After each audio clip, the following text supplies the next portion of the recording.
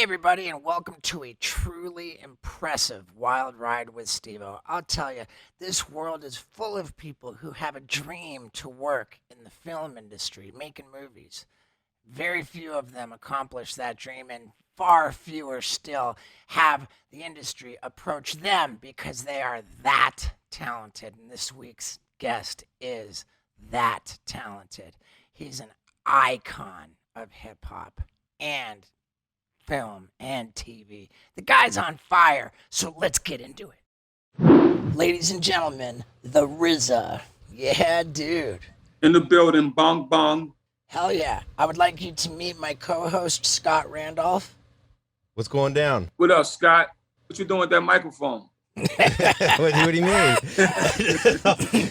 I should put my hand down, huh? Yeah. Well, hey, man, thank you so much. What an honor.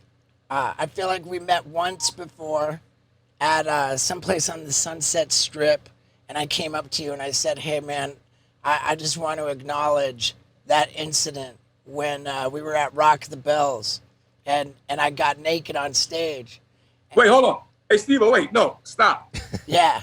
If you're going to tell that story, I got to tell it. Okay, please do. No, so, of course, everybody knows Jackass. They know the series, the movies, right? And I even had a chance to had a few drinks with Johnny Knoxville, some other movie he did. I went to the premiere and some friends and all that. But I never really met no other guys from the team. Rock the Bells, 2005 or 6, whatever year that was, 2006. You were there, and you was already friends with Method Man. Yep. Correct? Uh-huh. Okay. So I guess you had a conversation with Meth. I kind of sat down with you there, was in the hotel place, whatever lobby, we was all talking shit. And you asked Meth, you would like to do a special tribute thing for ODB. And Meth was like, sound cool to me, talk to the Abbott. And I was like, I said, yeah, yo, sound cool. You're a funny motherfucker, you do shit. You specifically said, I want to do something that I never did before.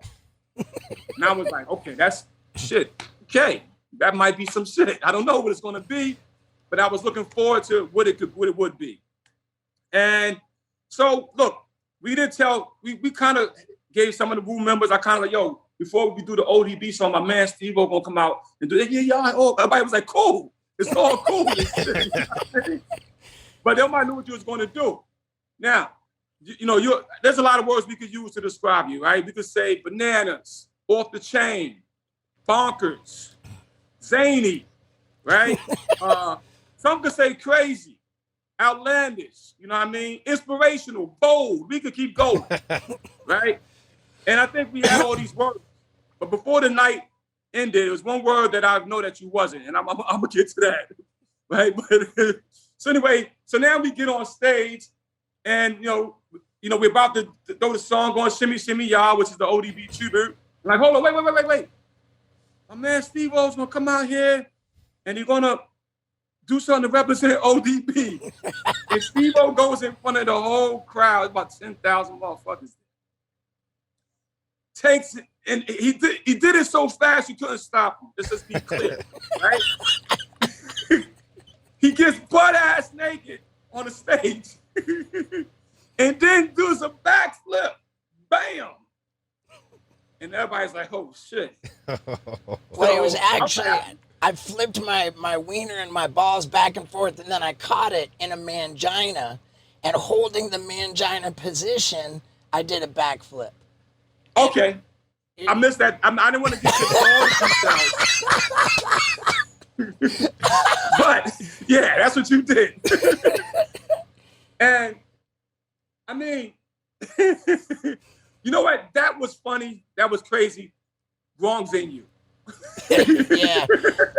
The problem was that ODB's mom was there.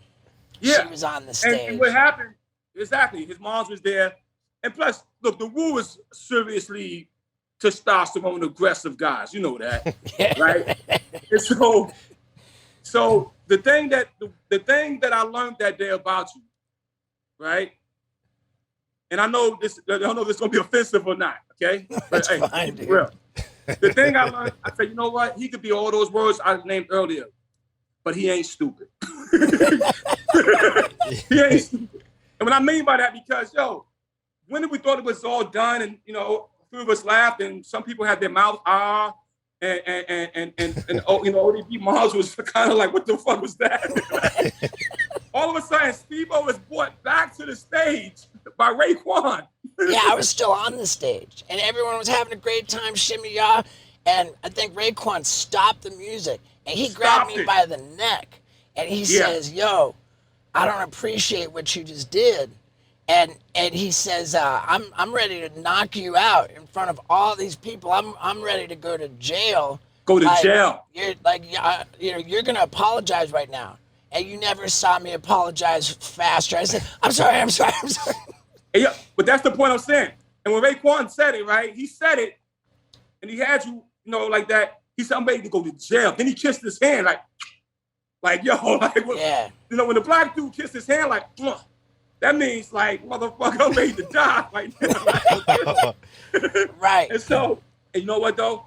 Now, I know that, like I said, I know your work. I'm like, man, this dude does mad shit. Is he gonna take this punch?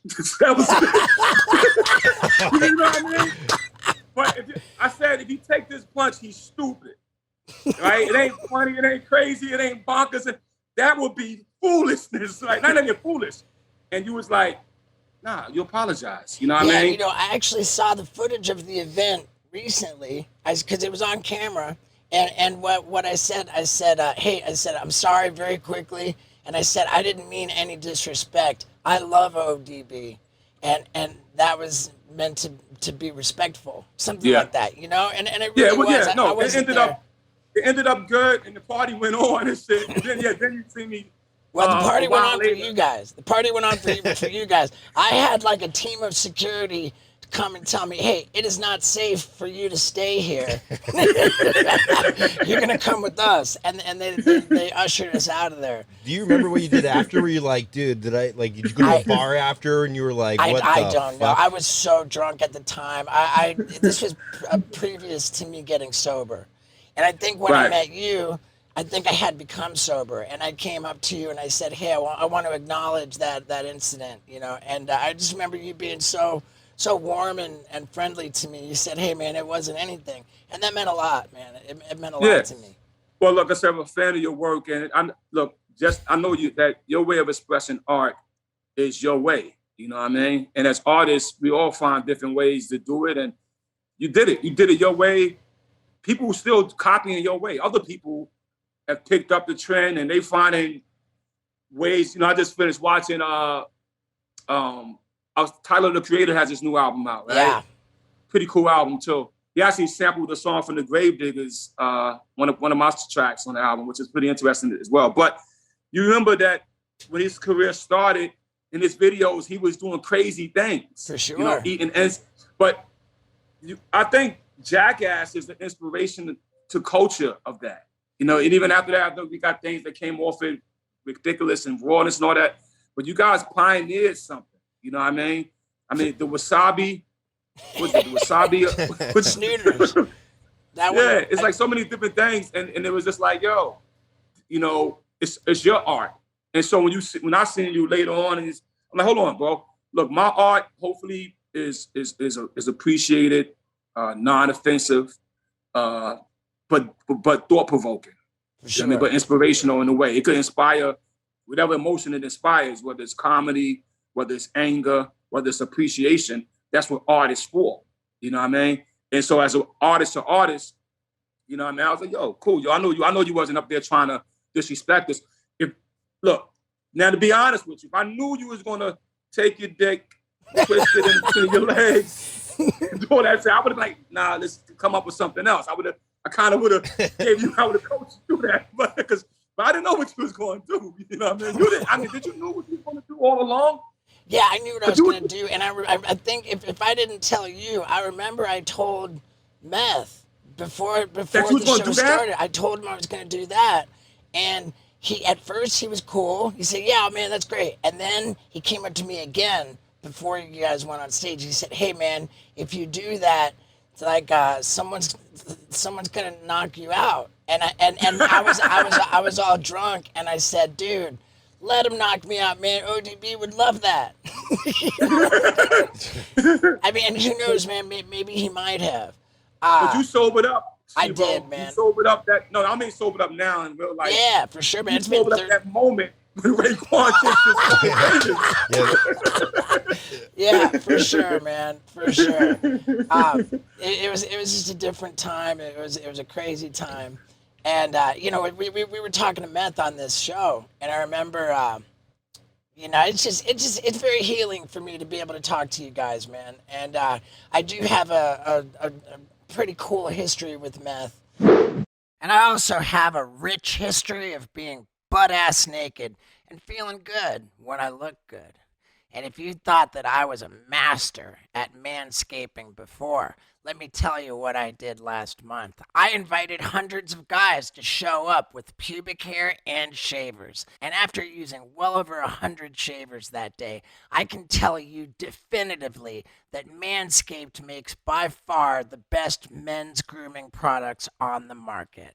And their Lawnmower 4.0 is the biggest pleasure of all to use. Man, it is great, and I want you to try it because summer's here and it's time for you to look good. So go to manscaped.com/Stevo, and that's going to get you 20% off your order plus free shipping. I'm telling you, too many guys out there are not grooming, and if you're one of them, it's time to go to manscaped.com/Stevo to get the best men's grooming products on the market at 20% off plus free shipping. So do it now, and let's get back to meth. You know, going back to when we had him on Wild Boys, when he and I got together, did different fun little stuff. Like one time he rolled a blunt and he threw it across his hotel room, and I caught it in my mouth, but I caught it backwards with the cherry on my lips, and I didn't care. I wasn't going to drop that blunt, man. This was my shot, you know? So I caught it, but it burned my lip, and then I said to Meth, I said, yo, dude, do I look like I have herpes? And we're just laughing. Like, I never even put that video out, but it's just cool, man. It's healing. And I appreciate everything you said. You know, I do take the art like pretty seriously, man, and I really connected with what you said about being non-offensive, you know, because as reckless, as self-destructive, you know, as fucking crazy as Jackass has always been, it's never been mean-spirited, man. It's been like, in a weird way, it's been actually pretty wholesome, you know, like we do hard shit to ourselves and to each other, but we have profound respect for everybody else, you know, and we're not mean spirited, and we're here to uplift people, and I think that we have that in common, man. We definitely do. You know, like I said, you know, watching some of y'all work, and even to just get the trailer of your movie sometimes. I just remember that when Jackass 2 trailer came out, and it just made me laugh, made me smile. Like, these motherfuckers are crazy. But the idea of that, if they could send a tingle up a man's spine and he could get a smile out of it, you know what I mean? That's the joy of it. You know what I mean? And so for me, if I drop a track and my track makes you want to move and it tingles up in your spine, you're like, yo, that's my shit. We're doing our job, yo, because we're building up that serotonin, we're building up that dopamine in a healthy way inside people's bodies, man. Now let me drop a bomb on you, dude. We got another trailer. We got a whole new Jackass movie, Jackass 4, and the trailer's dropping this month, and the movie's coming out in October. And what else is crazy too? You mentioned Tyler, the creator, and how a lot of his stuff was inspired by Jackass.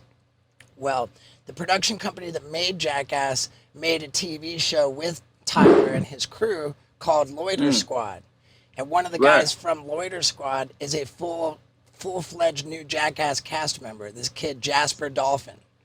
Oh wow, that's great, man. So that's crazy. Yeah, and we got Tyler in the movie. Tyler, the creator.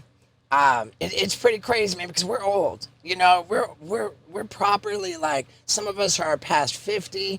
I just turned 47. It doesn't make any fucking sense, man. It doesn't make any fucking sense for us to still be doing this.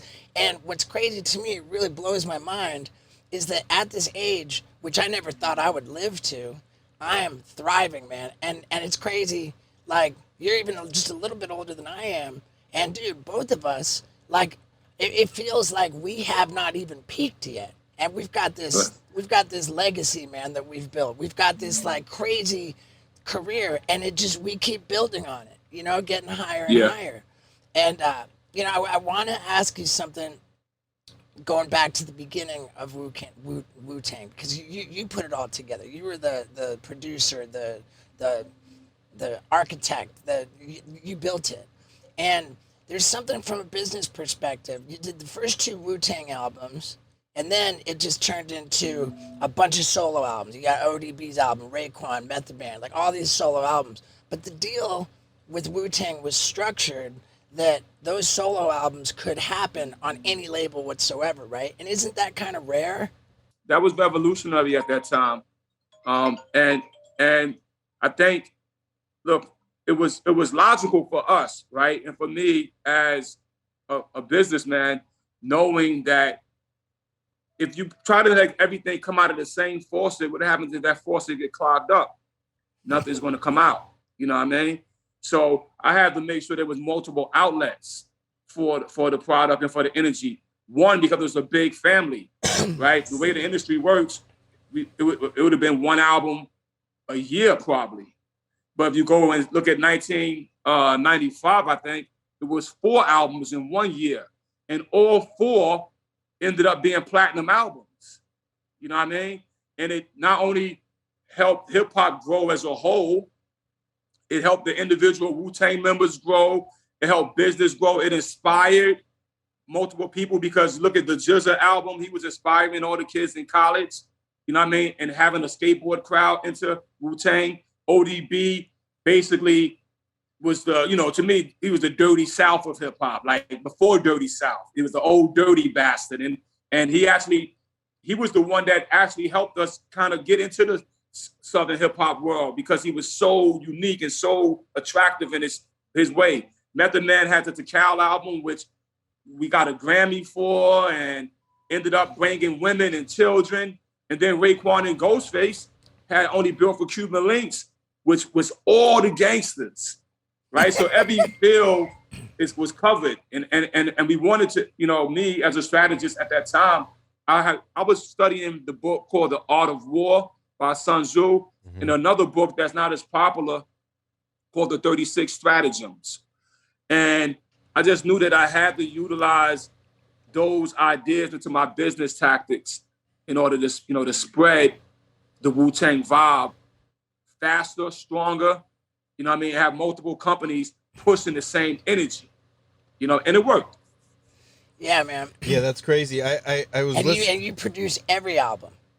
Yeah, I Like, produced all those albums I just everybody- named, yeah. Everybody's celebrating, having a good time, and you're just locked in the basement, just Locked stinking. in. I was locked in the basement, Steve-O, for like 3 years. I didn't even know I was rich.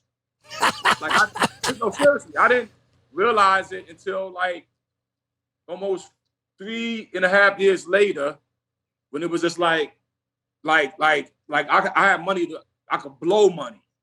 Like, you know what I mean? It's just like, yo, you know what I mean? Sitting on hills. Yeah. And I didn't even know it. Then of course my character Bobby Digital is born, and I'm fucking renting, you know, penthouse suites and shit, and having a whole bunch of homies drink 40 ounces and just living that life. And that's what led to that Bobby Digital character, which I will honestly say I lost myself a little bit there.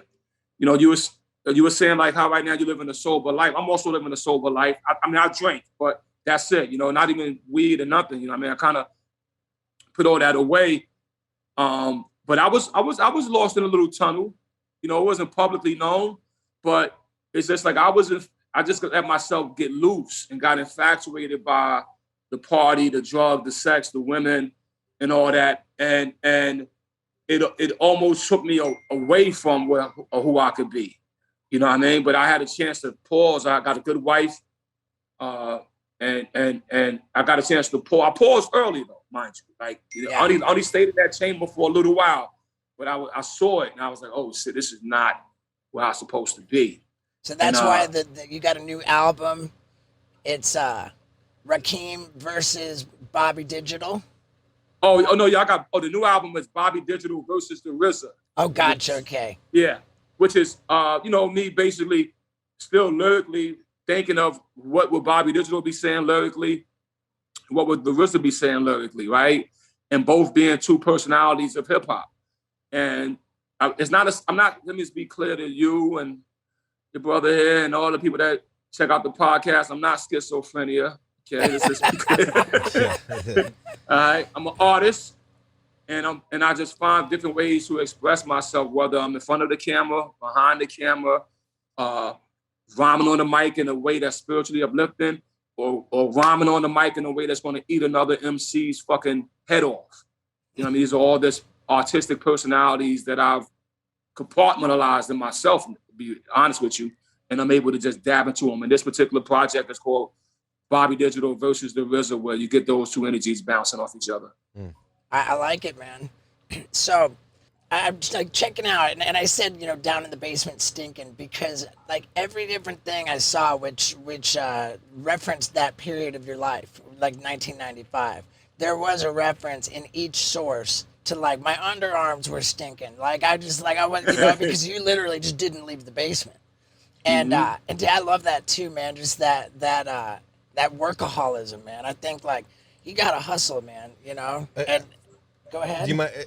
I was listening to something before I got here, and it was talking about you took a lot of walks and you thought a lot and you did all these things. There's a certain. It was really kind of specific about that. Like you spent a lot of time with yourself, and how much of that. And it actually, like, taking a lot of walks and thinking about religion and spirituality was the reference. Yeah, and then after that came like this new way of doing contracts. It came this kind of like, I'm going to put these people together. I'm going to do this. How much of that like was meditation? Because then after you figured that out, now you're in the producing, and you're not leaving the basement for like that's like a vision that you had that you couldn't stop until it was finished. How much of that was like meditation, kind of like the spiritual aspect of it, just to kind of reinvent the whole way everything's done, if that makes sense? It could have made a lot more sense, Scott, if I'm honest. But don't worry, everybody, because RZA is going to handle this like a champ. His answer is epic. But first, let me tell you about these crazy cans of water which are showing up everywhere that look like tall boys of beer. It's called Liquid Death. And why am I so passionate about it? Well, as part of my bid to lose weight and get healthier, I've been drinking a lot more water, and it turns out that's super good for you. But why is it called Liquid Death? It doesn't just murder your thirst. These infinitely recyclable tall boy cans are bringing death to the plastic industry. That's right, we're saving the world over here, folks. And I don't know if you're really drinking enough water, but I'm darn well drinking way more lately, and I'm feeling better. So, are you going to get on the Liquid Death train? Because I think you should. And if you go to liquiddeath.com/Stevo, you'll get a free set of koozies with your first order of any case. They got the still mountain spring water. They got the sparkling.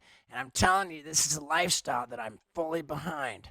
So, are you going to go to liquiddeath.com/Stevo right now to get that free set of koozies with your first order of any case of mountain spring water or sparkling? I think you should. I think you should do it right now. But first, let's have RZA save Scott from his terrible question. I mean, all of it was meditation, brother. It's, I always say meditation is better than medication. Yeah. Oh, yeah, dude. You know what I mean? What kind of meditation do you do? Well, walking is my favorite form of meditation.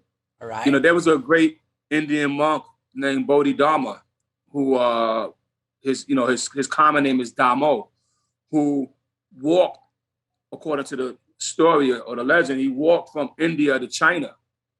You know what I mean? And when he got there, before he got there, it was only a couple of hundred temples in China that dealt with Buddhism.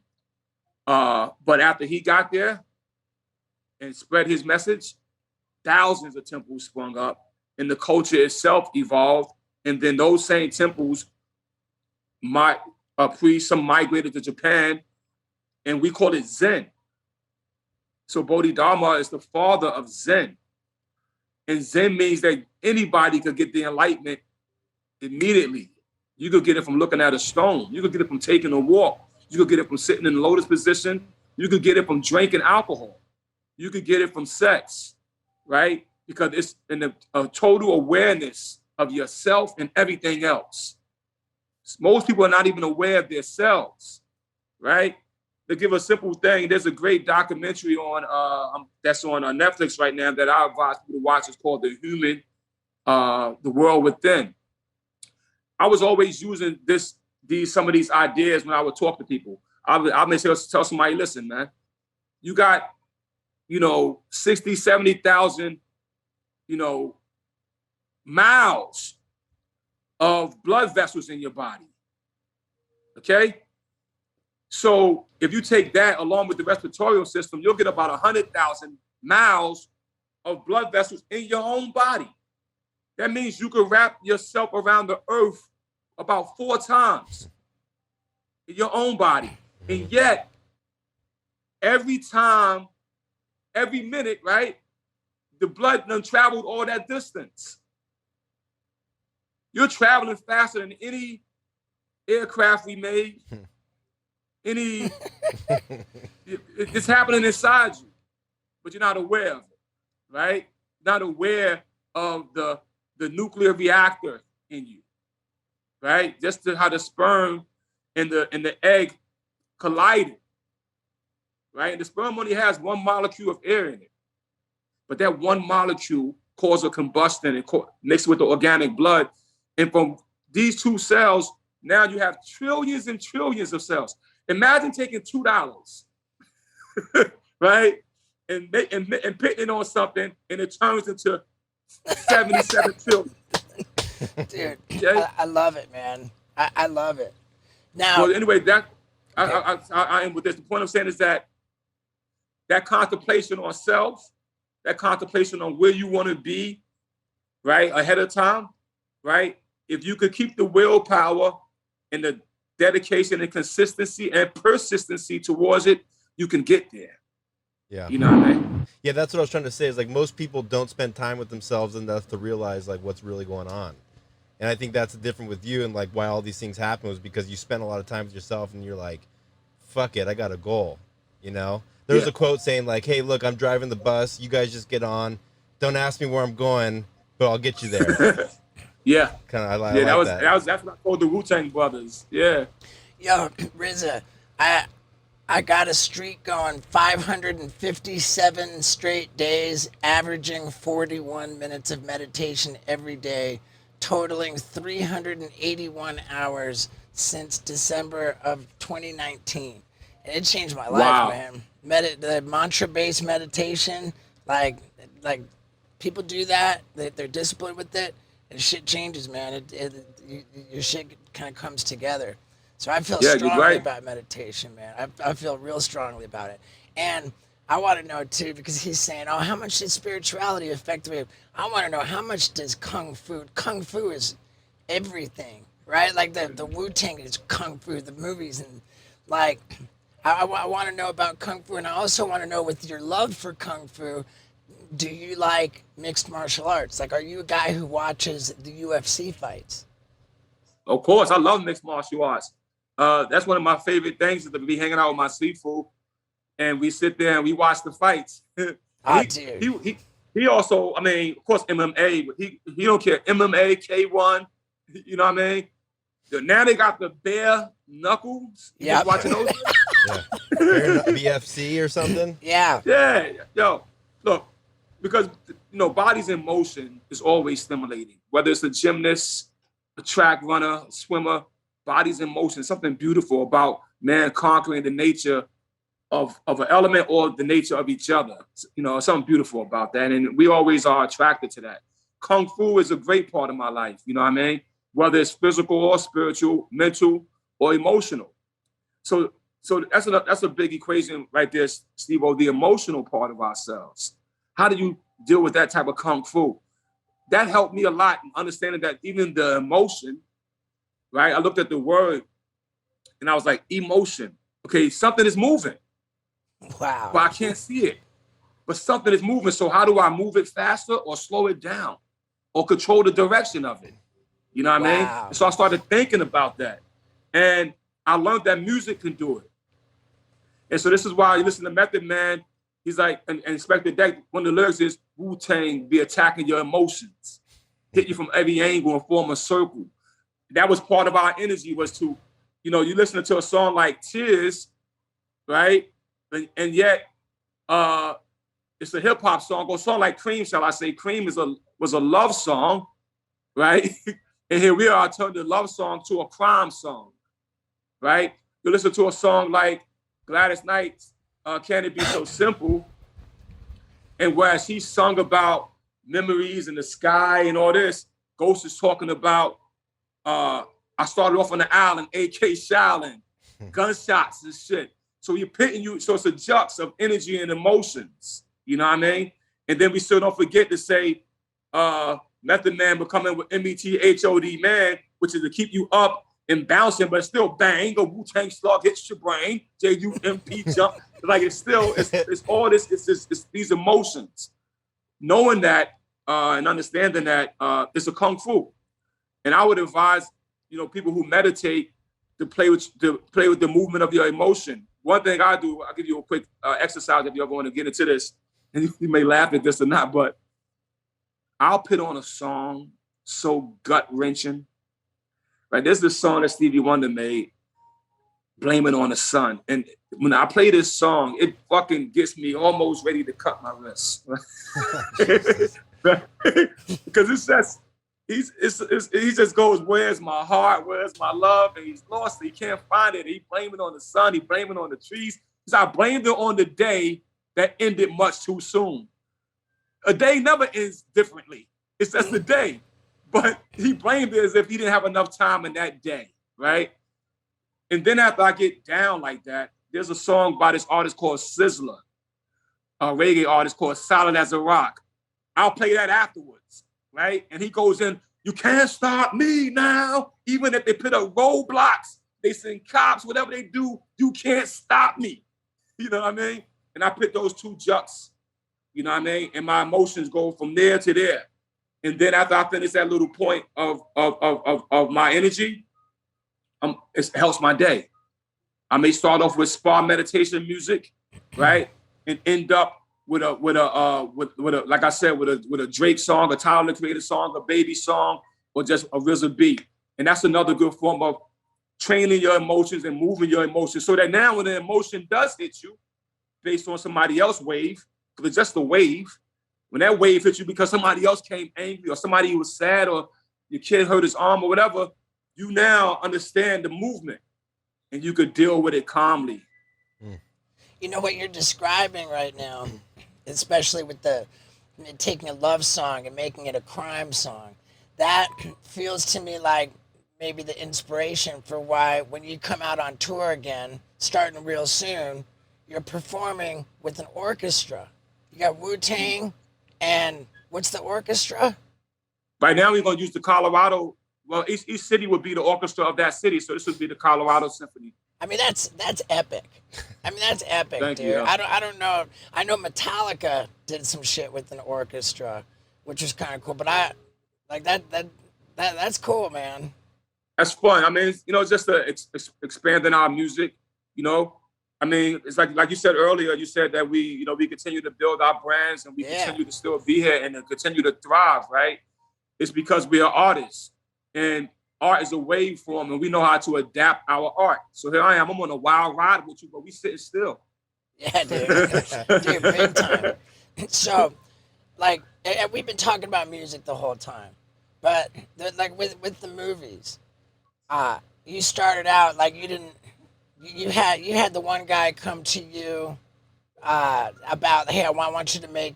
The movie was called Ghost, and this guy came to you. Oh yeah, Jim Jarmusch. Yeah, Ghost Dog. He wanted you to compose music for the movie. You didn't really have the idea to make him work on movies. So he came to you, but you had a relationship with Quincy Jones, and you said, hey, let me. So you've got a mentor in Quincy Jones, and a guy comes to you about working on a movie. Like, it just came together. Yeah. And then after that, you got Quentin Tarantino comes to you about like you're not even doing shit. It's coming to you. Right. And these are your mentors your mentors are Quincy Jones and Quentin Tarantino. That's badass. That's respect, you know. And I thank those gentlemen for, you know, for not just, I mean, not only mentoring me, because they, you know, those are men who are gracious with their wisdom, you know what I mean? And it inspired me to be gracious with my wisdom. You know, there's a buddy of mine, he's about to direct his second movie. And it's because one day he was at my house and he asked me, you know, how do I get into the movie business? I said, oh, well, I was mentored by Quentin Tarantino, right? He was like, wow, could you mentor me? And I gave him some wisdom, and he ended up doing his first movie, and now he's on his second movie. And the point is, you know, each one teach one. You know, of course, it's a blessing to talk to a great guy like Quincy Jones. You know, Isaac Hayes also spent about 3 years with him. Of course, Jim Jarmusch, John Woo. You know, these are all great men. And, you know, still sharp and still, you know what I mean? And the things that they taught me, you know, first I have to be patient and be receptive to it. And then the beauty of it, there's something they was also learning something from me, right? So no egos is there. So they was cool to learn about the vibe that I was bringing to the world at the time. Because remember, the Wu vibe was new to the world, you know what I mean? In the package we put it in. And so they was cool to pick up on that wisdom. And so each one teach one, you know? Yeah, I think what we say is we keep what we have by giving it away. That's I like that. yeah, Cool. I like that. That's a good one, man. So, and now, I mean, it's pretty incredible how on fire you are at this time, and with the Showtime series and the Hulu series. I mean, I can't even. I guess like you know who did it?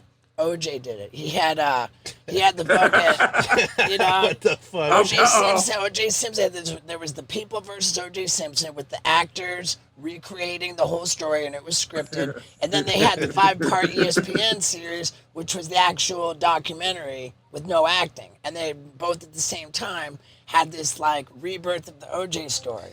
Good. You pulled yourself out of that one. That was good. What is it's but now the Wu-Tang. But I'm not gonna hurt nobody. I'm not gonna be this way. I'm not gonna use no gloves. Right. But I know what you mean. Yeah. It's a big deal. You got the scripted series and you got the real documentary series both at the same time. It brings about this incredible like heyday of the Wu-Tang Clan, like this like pinnacle of fucking popularity. And then now the Hulu series, which is the one with the actors, right, is coming out with season 2. Yeah. I mean that's insane. And is that something that like as a film producer and a director, like are you behind the scenes making all that happen? Yeah, what happened to me, right, was I don't think I ever shared this piece of information, so I'll try to paraphrase it and I'll be careful how I share it. But there did come a point that even though I was having success, I saw that the Wu vibe was dwindling, right? To me, it was dwindling out of hip hop and dwindling out of culture. And I saw other people telling the story about hip hop, and they was kind of brushing over Wu a little bit. You know what I mean? There was a couple of documentaries that came out, and I was like, yo, wait a minute. They didn't, you know, they may have gave 2 minutes to Wu and 7-8 minutes to other dudes that learned from Wu. You know what I mean? It's like, yo, you can't leave out Jimi Hendrix when you're going to talk about the guitar. You know what I mean? So I felt a little like it was being left out. And I said, well, we're also inactive, out of sight, out of mind. And so I just consciously thought about it. And at the end, I was fortunate that Brian Grazer from Imagine, he had put me on a TV show called Gang Related. And during that process of that show, we became more familiar with each other. And he read my book, The Tao of Wu. And he told me later that he met ODB and he loved ODB, right? But ODB was already passed by the time my book came out. But anyway, he read the book and he optioned the rights to that book. And then we talked about developing it to something. We didn't know what. And then when the revelation came to me that way, the Wu is being dwindled out of culture a little bit because of our inactivity. And nobody could tell our story like us. I said, well, let me now take my position and start telling the story through a new outlet, which is through docuseries and through scripted series. You know what I mean? Now that's not an easy thing to do, of course, right? You gotta, I mean, you're talking about somebody going to go spend $100 million on your idea now. You know what I mean? But the thing about Wu-Tang that I think made it work for Imagine and Hulu is that Wu-Tang is an American saga. Within that Wu-Tang universe, you got the whole community. You know what I mean? It's like, and through our relations, right? Whether it's not just the relations of the Wu-Tang Clan with each other, but the relation of the Wu-Tang Clan with the world. So Method Man, as you see, if you ever watch the series, he's in Long Island, and he's an athlete, but he's not a basketball player. You know what I mean? He's playing what's the lacrosse? word you got it? Huh? Lacrosse? He's playing lacrosse. Yeah, right? dude. No, serious. Like Method Man played lacrosse. That's right. That's something that's not considered Black urban, but that's part of America, right? RZA goes down to a farm in North Carolina, and by me going out to that farm, I saw further than my projects. Oh, my mother working for the Italians on Staten Island. That's a whole nother relationship right there. You know what I mean? The police are friends with us, but yet dangerous to us. So all these different tentacles of the Wu makes it an American story. You can't find this story in no other part of the world, in all reality. It takes America to produce something like Wu-Tang Clan, which is a melding of cultures from Asia, India, Black, white, Spanish, all that energy is all melded into us. You know what I mean? And they saw the potential of that, and I had a great partner named Alex C as a writer, and we sat there and we wrote it. We wrote the first 3 episodes ourselves. Sat there and we wrote it. We wrote it just to share this with you, and I hope this inspire one of your listeners. We wrote it without money.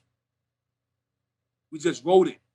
We agreed to write it and we wrote it. So the one thing that most people overlook when it comes to art and creativity and business is that you have to create it in order to have it, to make it have a so-called apparent value.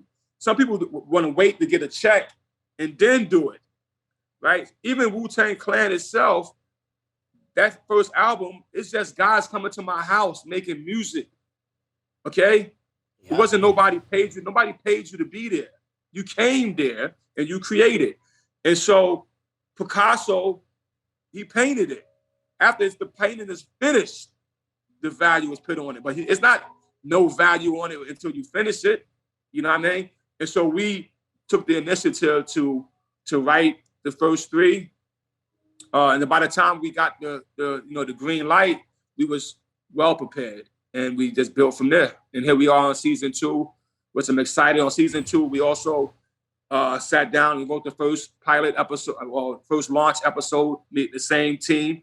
I'm really proud of this season. I think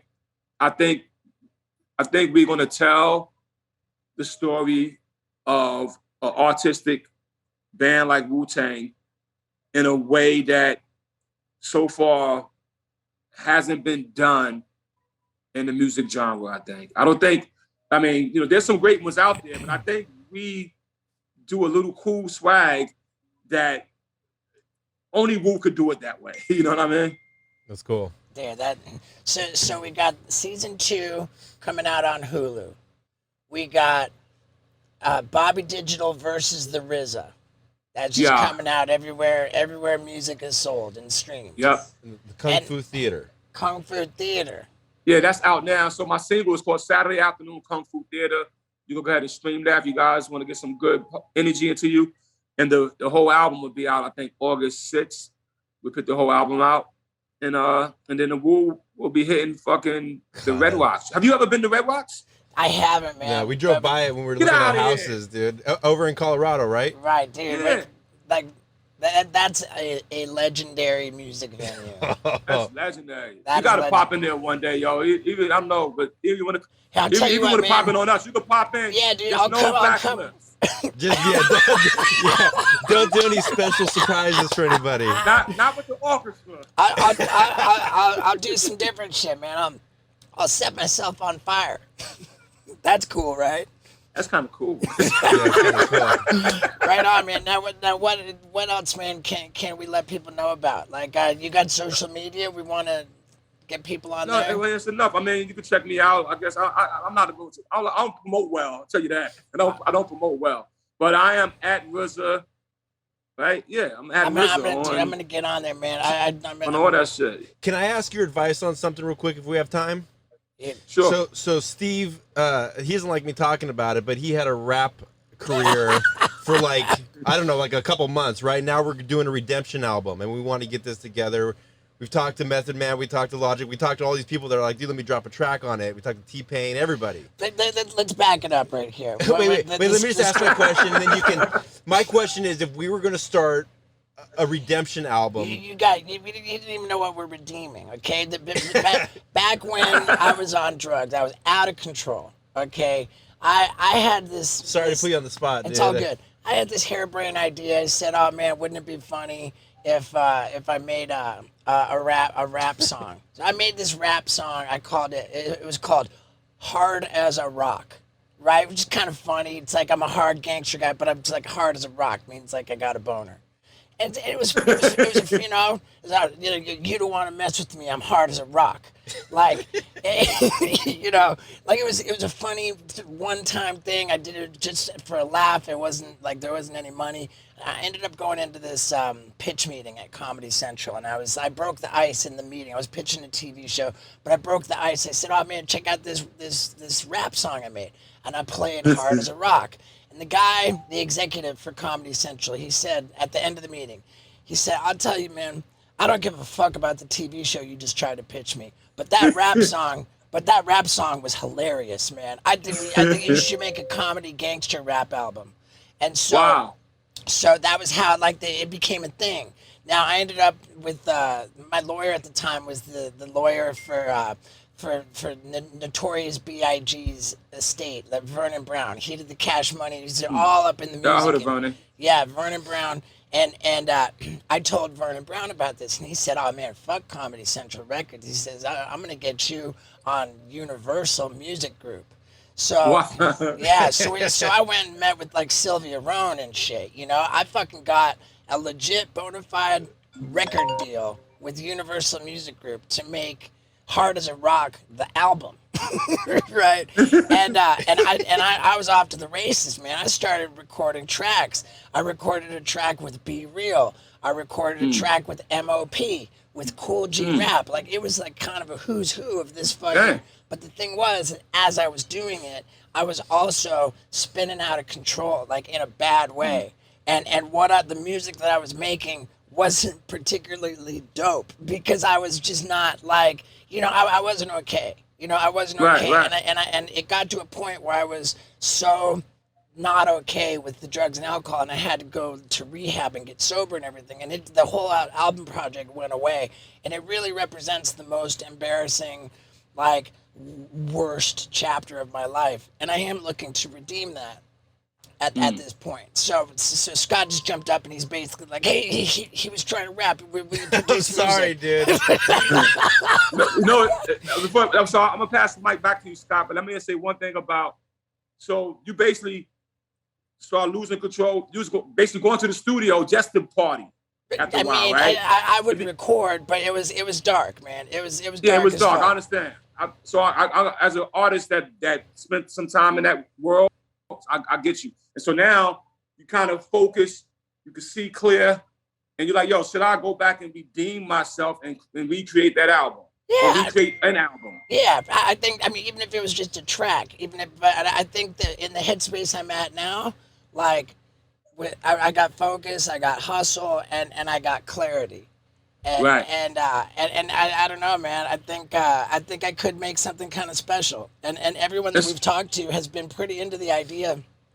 So I don't know. I'll probably be in a studio before too long. So my nice. question But is, Scott, what was your question though? Oh, he had a question. yeah, my question is, what do we start with first? Do we get the producer? Do we get the beat? Do we get the lyrics? Like, how do we get it going from start to finish? I think you get agreements first because music is particularly crazy. You get all creative, you go down the track, and then with no You deal, can't clear shit. then you can't clear shit, and then you got it's just like fighting. You know, oh no. So I think you got to have agreements before you can even create, right? Yeah, I mean, sadly, yes. But that's when you're looking to go grab everybody else to participate with you. If you're looking now, maybe let me just do my little RZA thing here. Maybe it ain't about having all those great artists and other artists part of what you're doing, right? Maybe this is what you're doing, not what they're doing, and they're not invited to the party, right? And I say that to say that if you think about comedy albums, right? Tenacious Richard D. Pryor, Dave Chappelle, Red Fox. At one point, the biggest selling albums were comedy albums, right? Richard Pryor was a gold artist before he was a famous movie star and all that, right? You already a famous guy with movies and talks and pod and series, all that shit, right? How do you now think about, okay, I do want to do my rap, and whether you make it serious or make it comedy is up to you, right? Right, but if you're saying that you're making it on brand, you don't need a lot of motherfuckers. You do what you do, you know what I mean, and just do it. And then when it's done, right, you could be like, okay, this is what I got. Then say, you know what? It'd be funny if Method Man came on here. It'd be funny if Logic came on here. But you already have it. That's you know what I mean? That's a good Sweet call. plan. I like that. I like that. Well, hey, man, I think, dude, I can't thank you enough, man. Like I said at the My beginning, pleasure, man. It's been very healing for me to talk to you. Man, I'd love to talk to Raekwon one day, man. Maybe I'm not asking you to ask him anything, but if you could reach out to the chef and just tell him, hey, I talked to Steve-O and he sent his best wishes and his respect. That would mean a lot to me. And I could do that. Nah, dude, thank you, man. And dude, like, just congratulations, man, on like you and me. We're up there, man, and we have not even fucking peaked yet, man. Well, let's keep building, and Keep I'll see you further down the road, Steve-O. Hey, It's been a man. pleasure, brother. Thank you so Nice to much, meet you. RZA. Yeah, Thanks, Scott. yeah, dude. I told you, man, an impressive episode of Wild Ride with Steve-O. Man, there's so much crap going on right now. Like, my days are ridiculous. I mean, I'm going back out on tour with new bits, man. Oh, I hope you guys get to come see me on the Bucket List tour. It's insane. And Jackass Forever, like, dude, it's all downhill from here. So, thanks for sticking around, man. I love you.